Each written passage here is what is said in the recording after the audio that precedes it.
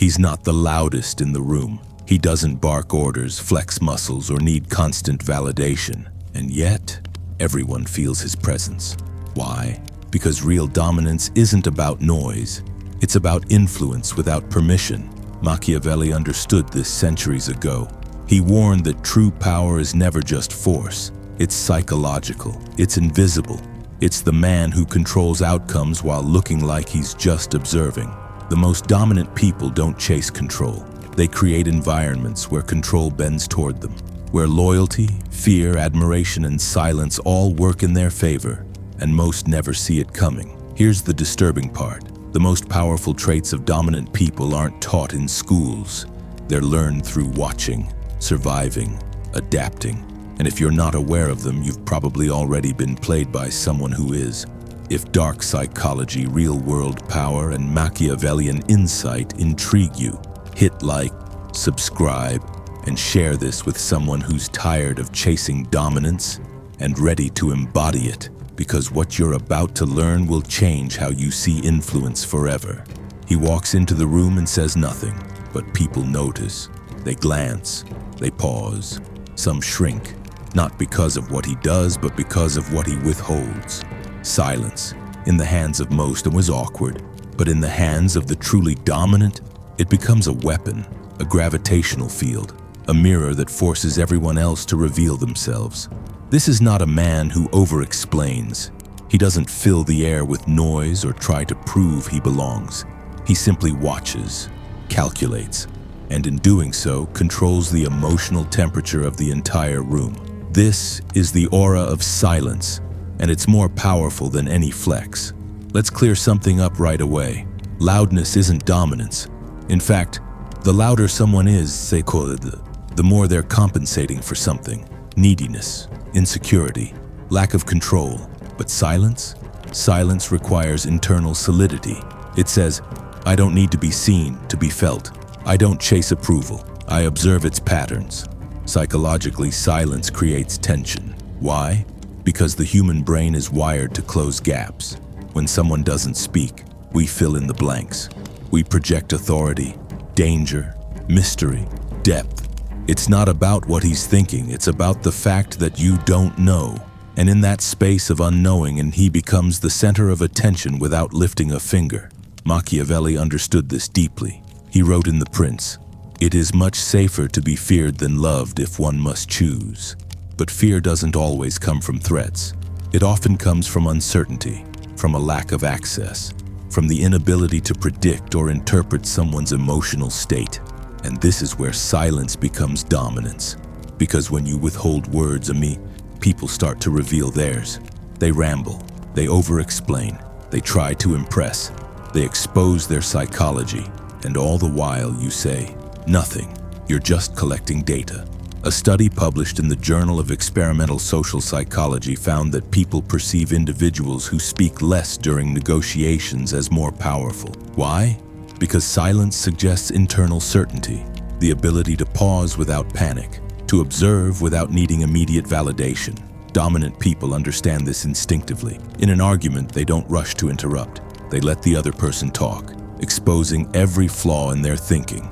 In a group, they wait until the last moment to speak, because they know the final word is the one everyone remembers. This is what power looks like without performance. Here's the disturbing part. Most people are terrified of silence.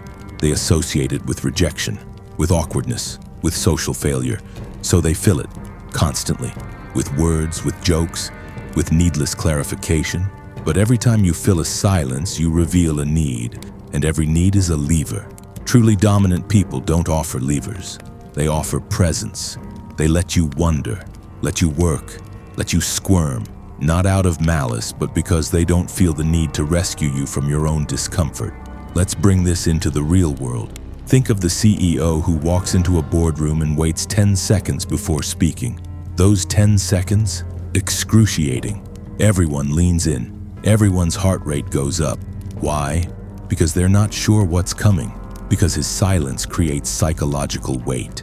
Now think of the insecure manager who starts every sentence with "real quick," who laughs at his own jokes before anyone else does, who apologizes for existing, who feels more powerful, Who commands more respect without saying a word? This doesn't mean you become cold or emotionally unavailable. That's not dominance.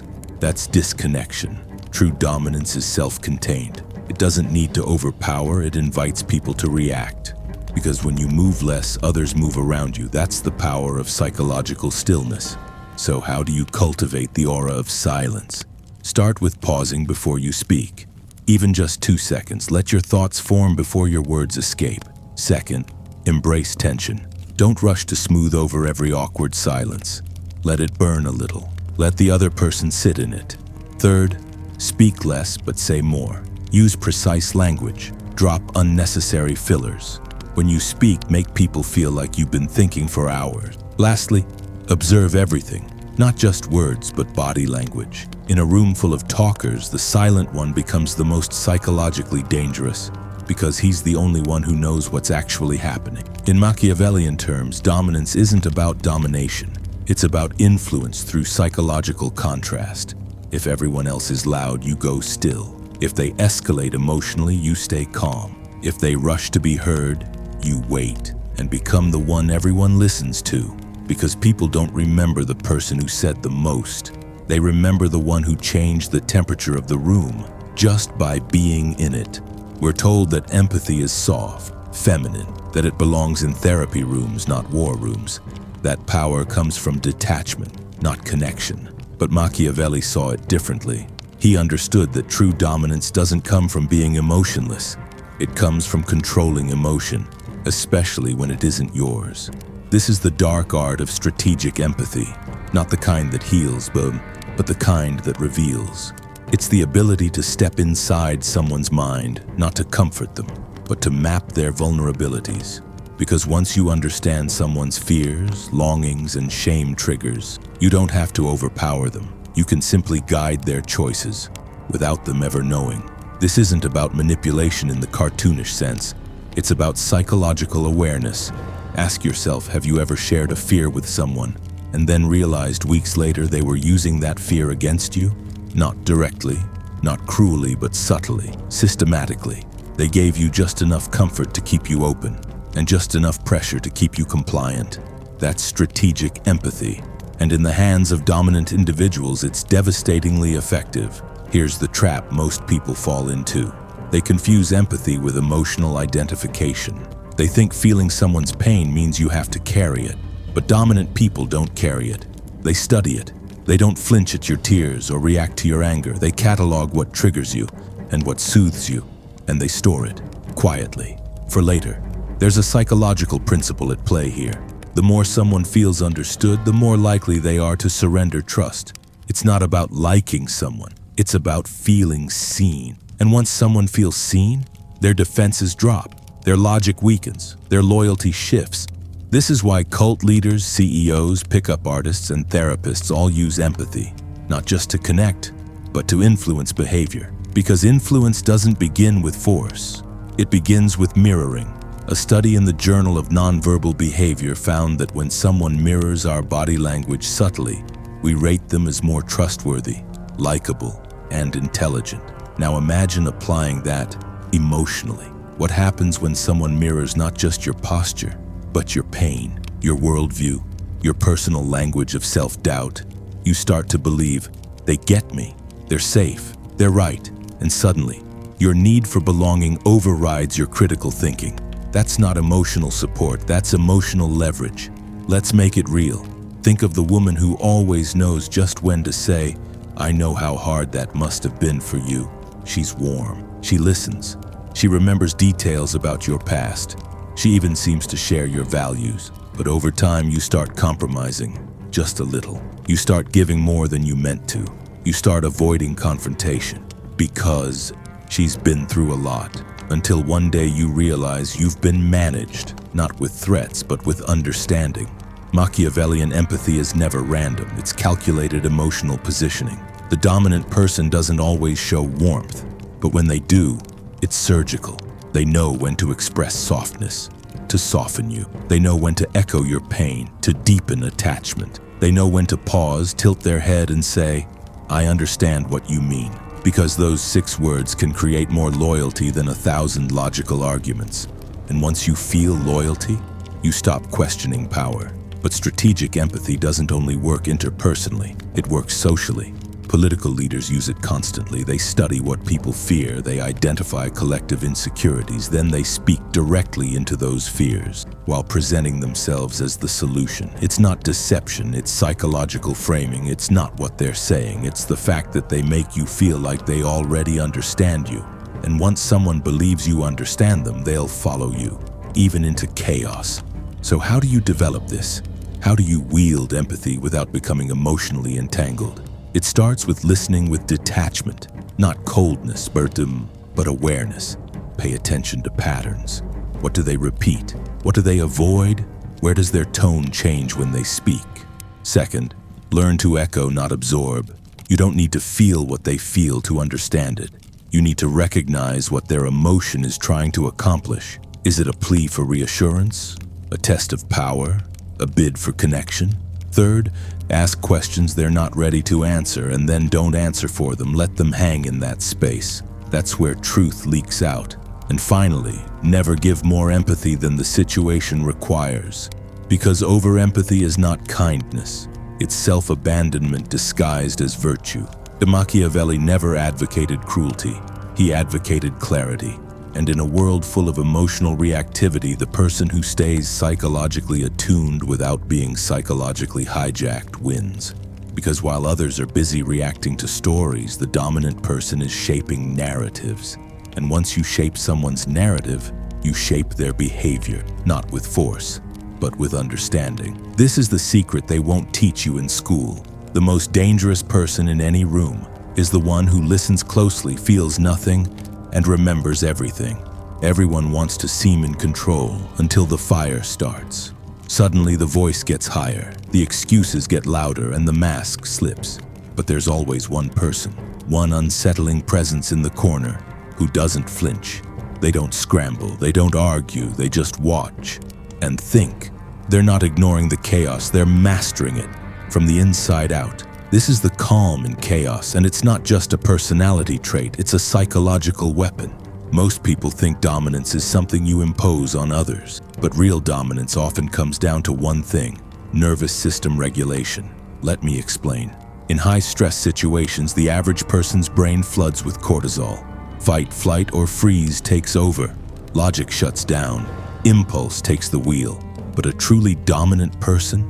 They've trained their mind to remain neutral. Even as the room burns, they aren't reacting to the storm. They're becoming the eye of it. Why does this matter? Because in chaos, people instinctively look for anchors. It's biological. When panic sets in, the brain searches for the most emotionally stable figure in the environment, and whoever that person is becomes the default leader, whether they asked for it or not. Think about it. In a crisis, who do people turn to? In a breakdown, whose voice cuts through the noise? It's not the loudest. It's the clearest. The one who doesn't match the panic, but neutralizes it. That's power, not forced, earned by presence. There's a name for this in psychology: co-regulation. It means your nervous system naturally syncs with whoever you perceive as most emotionally stable. We've all felt it. That friend who calms you down just by being there. The leader who slows down the room just by speaking slowly. Dominant people use this, often unconsciously, to create psychological leadership. Because if your emotional state becomes other people's baseline, then guess what? You're in control. Let's look at a real-world example. During the 2009 U.S. Airways Flight 1549 emergency, the Miracle on the Hudson, Captain Chesley "Sully" Sullenberger landed a plane in a river with 0 fatalities. Why? Because in the most chaotic moment of his life, he didn't react emotionally. He went quiet, laser-focused, deliberate. His calm became contagious, and his crew and passengers followed that energy. He didn't just land a plane, he regulated a system of panicking humans through sheer psychological presence. You don't have to land a plane to use this. Start small. When someone raises their voice, lower yours. When a conversation gets emotionally charged, slow your speech. When tension rises, breathe slower, deeper. These are not tricks. They're biological cues, and people pick up on them, even if they don't know why. Because when your body says, "I'm not threatened," theirs starts to believe it too. This calm becomes even more dangerous when paired with strategic timing. Dominant people don't just stay calm, they wait. They know that in chaos, most people act too soon, say too much, reveal too quickly. But the dominant one, they speak after everyone else, because they know the last voice shapes the conclusion. That's why they're quiet during the storm and decisive after it. Here's where the Machiavellian edge comes in. They don't always stop the chaos. Sometimes they let it burn just enough to expose the weak, to reveal who panics, who betrays, who folds, who becomes desperate. Why? Because chaos is a truth amplifier. It shows people's real character, and the one who remains calm keeps his mask on while everyone else takes theirs off. Think about how this shows up in relationships. An argument escalates, voices rise, fingers point, but one person just sits still, listens, breathes, and then, without raising their voice, says something that collapses the entire frame of the argument. Why is it so powerful? Because they didn't try to win, they simply withheld panic, and that control rewrites the dynamic. In dark psychology, calm is more than poise. It's positioning. Because when you're the only calm person in a chaotic room, you become psychologically larger, not because of ego, but because of contrast. It's the dissonance between your energy and theirs that makes people follow you, or fear you, or both. So how do you train this? 1. Practice controlled exposure to stress. Cold showers, fasting, hard workouts, anything that teaches your body discomfort doesn't mean danger. 2. Delay your emotional reactions, not forever, just 5 seconds. You'll be amazed how often the urge to explode passes. 3. Reframe the chaos. Don't see it as threat, see it as data. Every scream, every scramble is information, and the person who watches more reacts less. 4. Remember Machiavelli's wisdom. A wise ruler ought never to keep faith when by doing so it would be against his interests. In other words, don't stay calm to be moral. Stay calm to stay in power. In chaos, people reveal their programming, but if you stay calm, you can reprogram the entire situation subtly, strategically, without ever raising your voice. Because sometimes power is the absence of panic, and in that silence, you reign.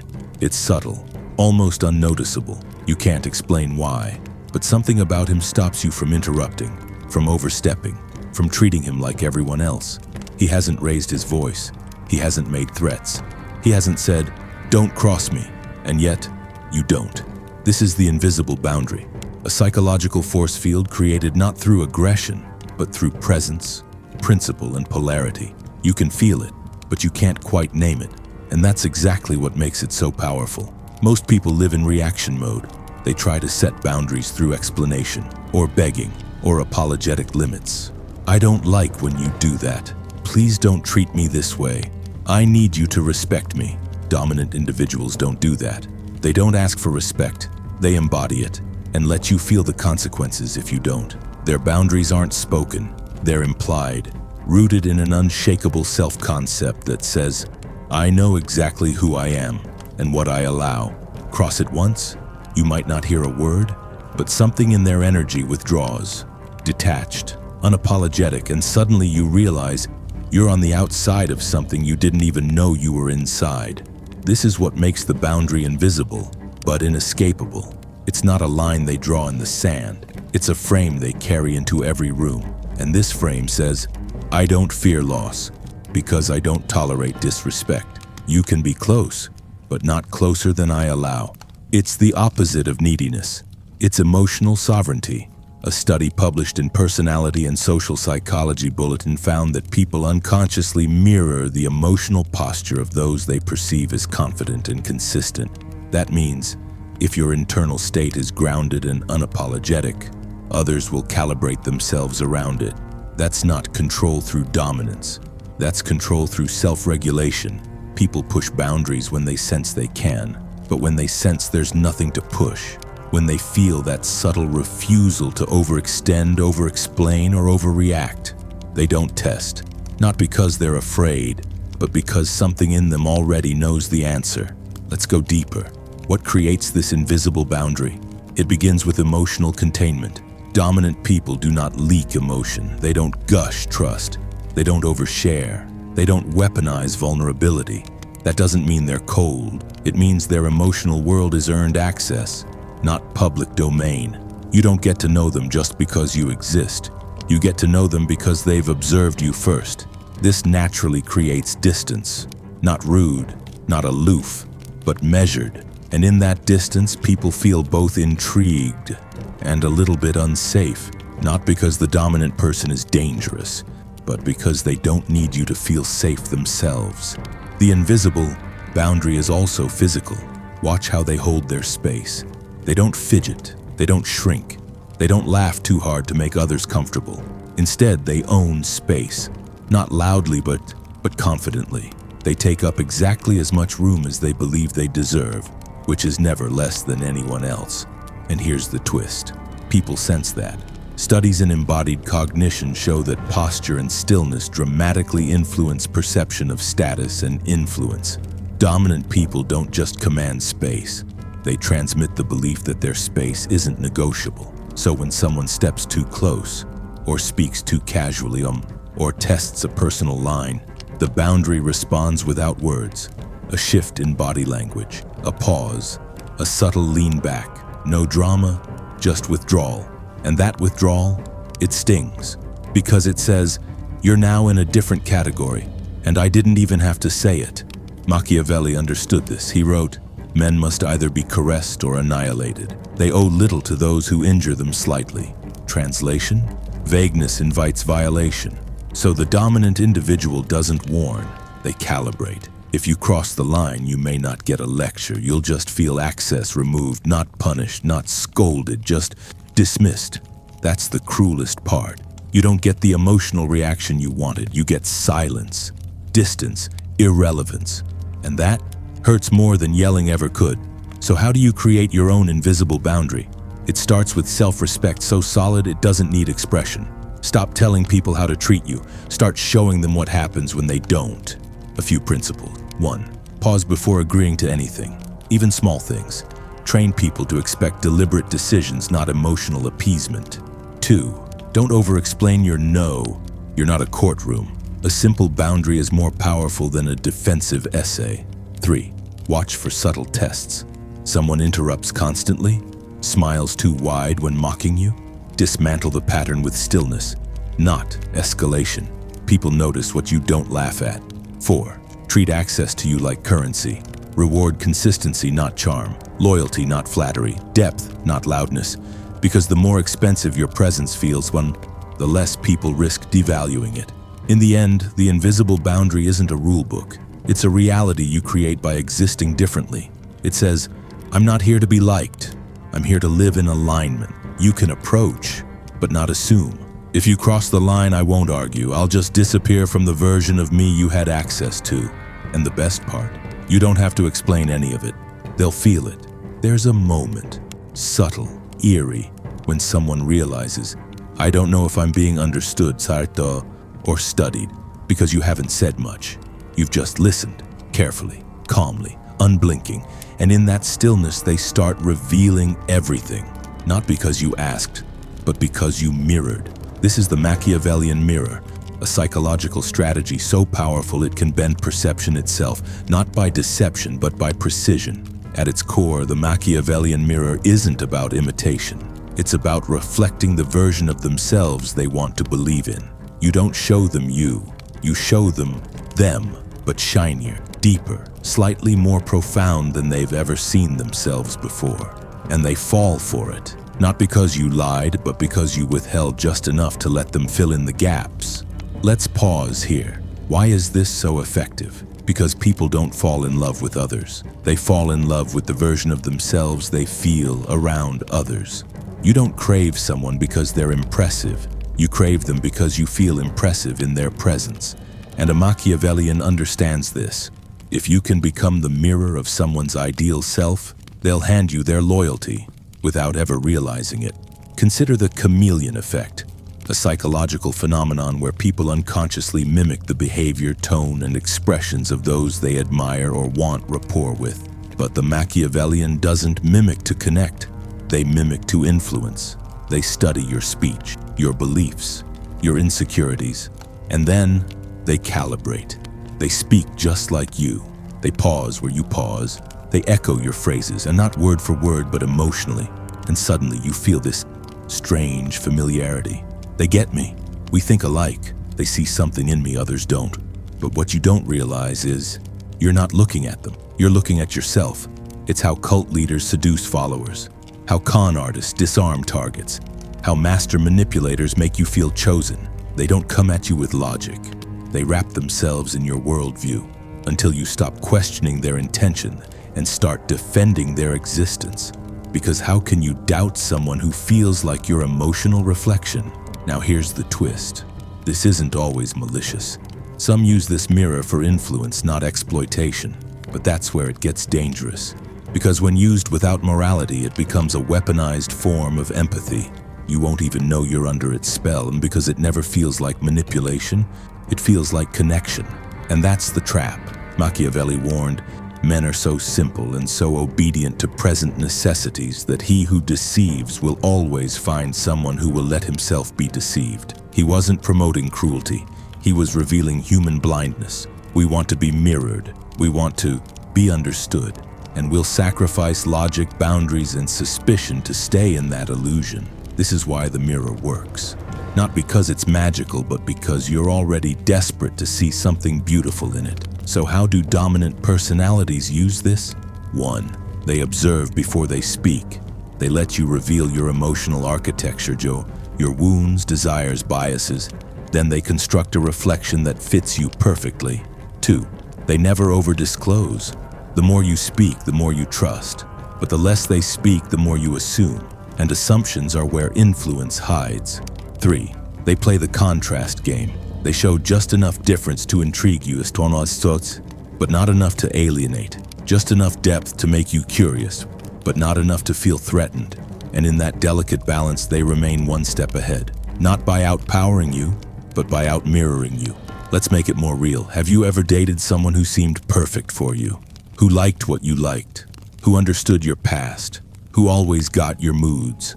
And then over time, something felt off, not wrong, just hollow. Like they weren't real, just reflecting you back to yourself. That's the dark side of the mirror. Once you realize it, it's too late, because you've already fallen in love with your own reflection. How do you defend against this? You stop chasing mirrors. You learn to tolerate dissonance, that moment when someone doesn't reflect your values and you feel slightly unsafe, but it's real. You ask yourself, am I connecting with this person or with the version of me they're feeding? Because if every conversation makes you feel perfect, flawless, always right, you're not in a relationship, you're in a hall of mirrors. And behind one of them is someone very strategic, very composed, and very much in control of how you see yourself. Final truth, the Machiavellian mirror doesn't show you reality. It shows you what you want to believe. And once you believe it, you'll fight to protect the illusion, even when the real person behind the glass is using it to slowly bend your will. So ask yourself, in every relationship, every deal, every bond, am I seeing them? Or am I just seeing me, reflected back in the most flattering way possible? Because dominance isn't always loud. Sometimes it's soft, beautiful, perfectly aligned, until it isn't. Right now, there are 2 videos on your screen, handpicked just for you. Click to watch them. I'm sure you'll love every second.